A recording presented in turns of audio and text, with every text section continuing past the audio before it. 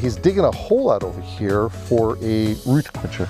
Yes. Can you imagine how long that it would take to post-hole dig something like that? I see a lot of really interesting things that are happening over here.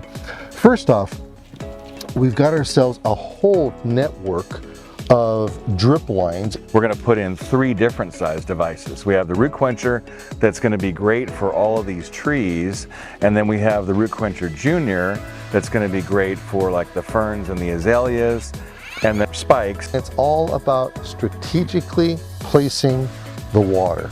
And when you have the family of root quenchers, that's exactly what you're doing. You're strategically placing it, and much more importantly, you're putting it below the surface of the soil. Yeah. Because if you're not putting it below the surface of the soil, you're really wasting your water. You're wasting your time. You're wasting the energy.